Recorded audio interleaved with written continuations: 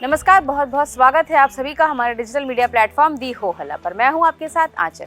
महाकुंभ, ये शब्द, ये नाम आते ही सबसे पहले जिक्र आता है अखाड़ों का। साधु सन्यासियों के अखाड़े जो महाकुंभ का सबसे अहम हिस्सा होते हैं। इनके अलग अलग शिविर लगते हैं। शाही स्नान के दिन इनके लिए अलग से इंतजाम होते हैं।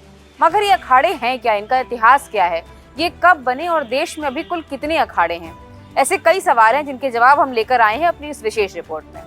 अखाड़ा शब्द सुनकर सबसे पहले कुश्ती का ध्यान आता है, लेकिन यहाँ पर इसका अर्थ अलग है। दरअसल पहले आश्रमों के अखाड़ों को बेड़ा या फिर साधुओं का जत्था कहा जाता था और ऐसा माना जाता था कि अखाड़ा शब्द का चलन मुगल काल से शुरू हुआ। हालांकि कुछ ग्रंथों में ये भी लिखा है कि अलग शब्द से अखाड़ा शब्द निकला है और कुछ जानकारों का कहना है कि साधुओं के अक्खड़ स्वभाव के चलते उनके समूहों को अखाड़ा नाम दिया गया। देश भर में कुल 13 अखाड़े हैं और ये सभी महाकुंभ में पहुंचते हैं। ये अखाड़े उदासीन, शैव और वैष्णव पंथ के सन्यासियों के हैं। 7 अखाड़े शैव सन्यासी संप्रदाय से और 3 अखाड़े बैरागी वैष्णव संप्रदाय के हैं। वहीं 3 उदासीन संप्रदाय के अखाड़े हैं। इन सभी अखाड़ों को हिंदू धर्म में धार्मिकता और साधना का प्रतीक माना जाता है।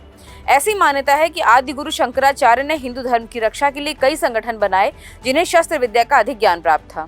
इन संगठनों को अखाड़ों के नाम से जाना गया। माना जाता है कि आदि शंकराचार्य ने 8वीं शताब्दी में अखाड़ों की स्थापना की थी। इन अखाड़ों ने देश के स्वतंत्रता संघर्ष में भी अहम भूमिका निभाई।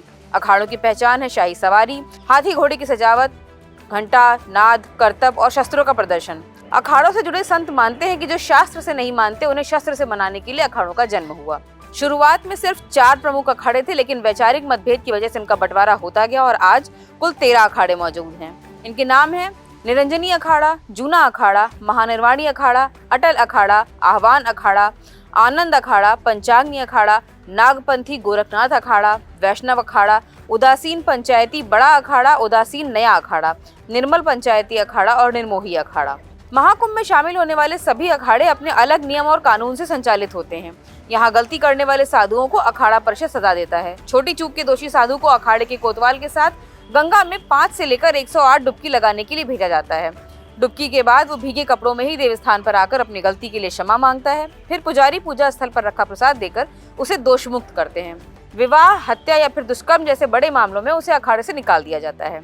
अब आपको बताते हैं कि किन गलतियों पर सजा मिलती है अखाड़ों में। अगर अखाड़े के 2 सदस्य आपस में झगड़ा करें, कोई नागा साधु विवाह कर ले या फिर दुष्कर्म का दोषी हो, छावनी में चोरी करते हुए पकड़ा जाए, देव स्थान को अपवित्र करे या फिर वर्जित स्थान पर प्रवेश करे, किसी यात्री यजमान से अभद्र व्यवहार करे, अखाड़े के मंच पर कोई अपात्र चढ़ जाए, अखाड़े का जो सदस्य इन कानूनों का पालन नहीं करता उसे निकाल दिया जाता है।